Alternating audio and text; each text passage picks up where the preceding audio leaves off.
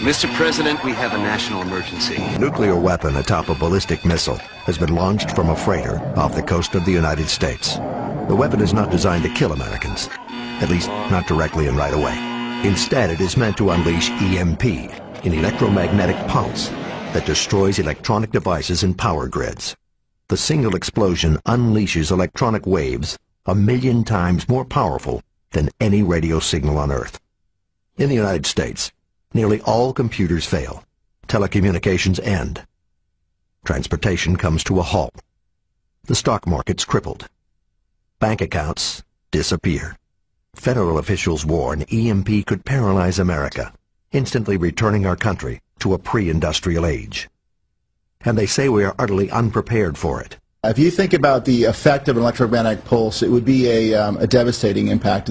Not only would the power grid be out, it would be out for probably months, but every piece of electronics that we use, from pacemakers to phones to cars to gasoline pumps to water pumps, would all be fried. With such weapons, an E.M.P weapon, meaning a small nuclear bomb, detonated above the center of the United States would literally take down the entire power grid of this country. Wow. Plunging us back 300 to 400 years.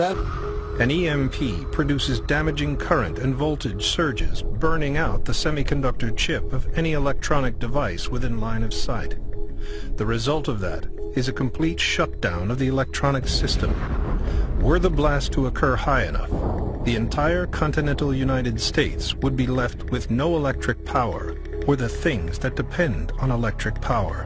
Medical services wouldn't be available because they needed electric power. Telephones wouldn't work. The traffic lights would stop working. Big traffic jam. Transportation would be shut down. Electronic funds transfer wouldn't work, so you wouldn't get your paycheck. You wouldn't be able to use your credit card. Food stocks would run out very quickly. Everything we know about life today that makes it convenient and efficient. The drill, dubbed GridX, took place on November 12th through 14th, 2013. The drill simulated the detonation of a massive nuclear warhead high above the skies of the United States, creating a giant E.M.P, electromagnetic pulse, that took out the U.S. electrical grid, communications, banking services, all computers, simulating a helpless America completely dependent on its all-wise government. Who oversaw this massive drill? None other than Obama's civilian national security force, the Department of Homeland Security. We've got to have a civilian national security force. But because this drill also affected our neighbors, Canada and Mexico, they were also invited to take part in this simulated E.M.P attack, no doubt with their own militarized police force. But the drill was truly multinational, as troops from the Communist People's Republic of China were also invited to take part.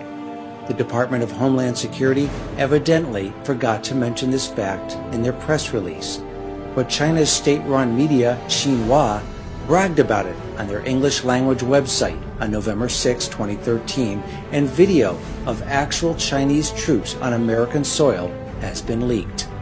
Perhaps the reason the Communist Chinese were invited is because they have first-hand knowledge of E.M.P attacks.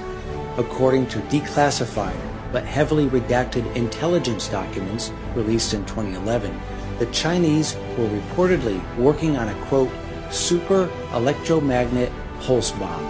Quote, China is gearing up for war against the United States, and their top weapon is a super electromagnetic pulse bomb that can blanket the U.S. and send America back to the Dark Ages in less than 1 second. No doubt the Chinese have perfected the E.M.P attack by now. If this isn't treason, then nothing is. This is colluding with the enemy. This is treason. Obama has gone beyond trampling on the Constitution and has become an enemy of the state.